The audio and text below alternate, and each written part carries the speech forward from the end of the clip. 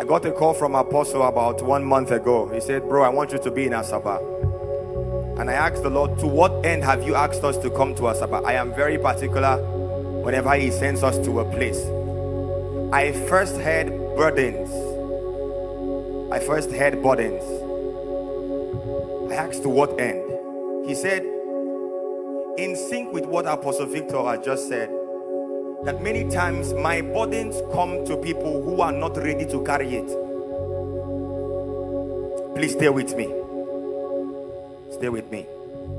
Many times my burden comes upon people who are not ready to carry it. And it took me to the direction of the heart. Now, if we had time to dissect why burdens are not actualized, we can go on to see the heart. And he said, at one point, John the Baptist became offended in Jesus. Are we together? Yes. About a decade ago, I'll come back from Ghana, and my mom would not speak for 3 months in my absence. I know I had walked with God a little. I began to pray. Please pay attention this morning rather. I began to pray. I asked God, what is happening? I began to pray at stretch.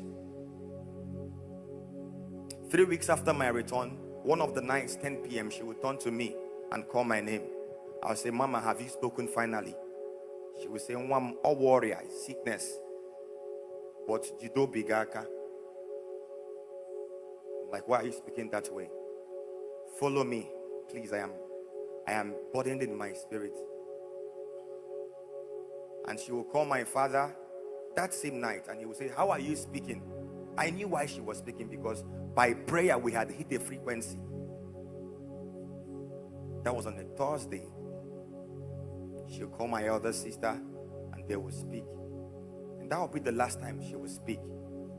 Thursday, Friday, Saturday, Sunday, Monday, I was feeding her in her room. She was not breathing well.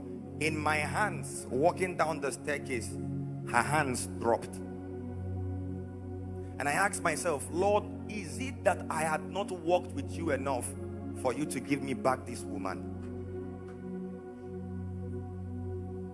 I became offended at God. I had a program in the National Theatre of Accra a week to my mother's passing. And I heard, blessed art thou if you are not offended in me. I told my family, I'm going back to Ghana. Dusted my bag, went to Accra, and Jesus was glorified. What am I saying to you? That many times that it will look as though God wanted to offend you. Are you with me? Yes, sir. I may not tell you to light up a fire, but I'm telling you to check your heart. As a matter of fact, there are some people here. Apostle, when you called me, you've told me why you invited me, sir. But then I asked God, why must I be here? He said, you are going to do two things. First, you're going to call forth people who are offended in me. Because perhaps for some reasons, hope deferred has made their heart sick. And also, you are going to call out people who are offended in others. I'm trying to show you how burdens are obliterated. Because you may think you're still like, Apostle Victor, thank you so much. It's my first time of meeting you, but I have seen that this man is a man of God. That many times you may believe that you have been praying for 6 hours daily, but somewhat the results you are trusting God for are not there. God sent me to tell you that every energy we dissipate with him is to the end that we are formed and we become like him more than we receive the results we are looking for. Are you really offended in me? So when you will call me, a man I hold at high esteem, I love with all my heart, had seemingly betrayed me, sir. And I had my annual conference 3 days to your call. And I was battling with, how can I forgive this man? And how can I be a blessing to God's people on Friday? I think you called on it Tuesday, sir. And the Lord said, if truly I'm going to use you for what I want to do in that conference, let go in your heart. And it's as though there's someone here, you've been through some situations. Maybe you've told yourself, I'll keep my body for Jesus until I am married. But somewhat you were even raped. Somewhat you went through things that look negative to what you believed God for.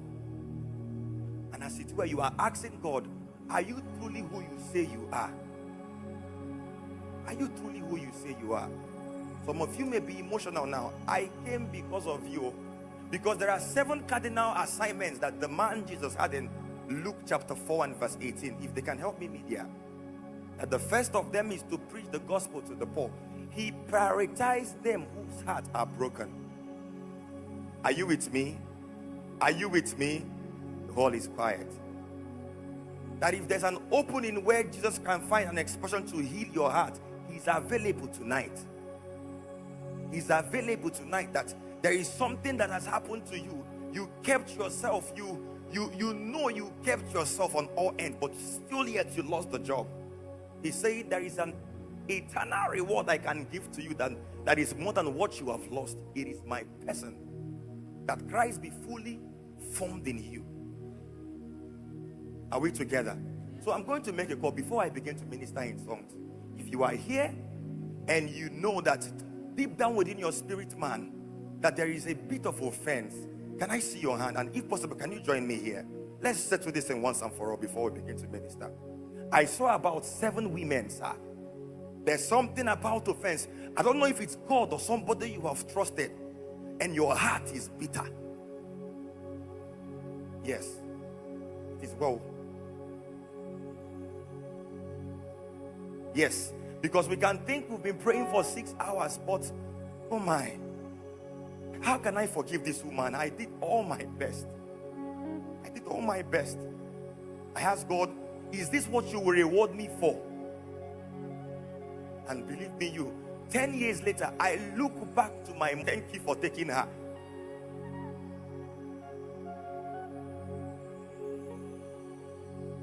Is this all of us? We'll just make a simple prayer. I know my Jesus. I heard it clearly. I am coming to bring healing to the brokenhearted. I am coming to bring healing to the brokenhearted. And we may have seen you firing tongues in tongues, but when you get back home this morning, you say, Jesus, the lump is still there. Are you not still the God that heals? Yeah, some of you are crying. I know the one who sent me. He said he is healing. As a matter of fact, by this time tomorrow, you will check for that opening. You can't find it anymore. I asked Jesus, how can I forgive him? This is great betrayal. I have spent my life serving. You don't want to know what your men of God have even been through. I think men of God are the ones who even go through the greatest heartbreaks. But day in, day out, week in, week out, we come to minister. So on behalf of Jesus and your set man, every one of you out here, permit me to let you know that God is the God who chose you before you chose him. 1 John 4 and verse 10. For herein is great love, not that we have loved the Father, but that he loved us and sent Jesus to become the propitiation. So in the light of this, I don't know what it is that has burdened your heart. Can you think about what Christ has done for you? And can you let go? You can, as a matter of fact, if you get offended in your Jesus, look at John the Baptist. Please, I beg you. He said, I can't open my note because Apostle Victor has done justice to this. I just had to call make this call. So as you cry, as you clean your tears, be assured that Christ has met you. Onime Iena di Omume Onime Iena di Omume. Everyone, can you stand to your feet and stretch your hands towards this ones? Everyone, please stand to your feet. Onime Iena di Omume Iena di Omume Ina di omume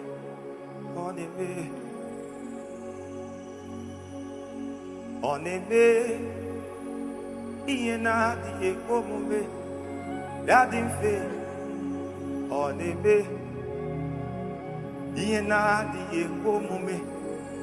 The Lord is bringing you healing. Yes, man. As you let go in your heart, healing is coming. As you let go in your heart, healing is coming. You will look for that pain, you won't find it anymore. The man did the worst to you. God is saying, tonight receive healing. I bring you healing by Asana. Can you stretch your hands toward this is very sensitive. Oh, don't even think you know what God is doing here. Think about being raped by your father. And you're a revivalist. You don't want to hear our stories. Stretch your hands and say, Lord, bring healing to my brother, bring healing to my sister. That's why I came. If I drop this mic, I have done my bidding. Yes, God is saying He's going to turn it around for good.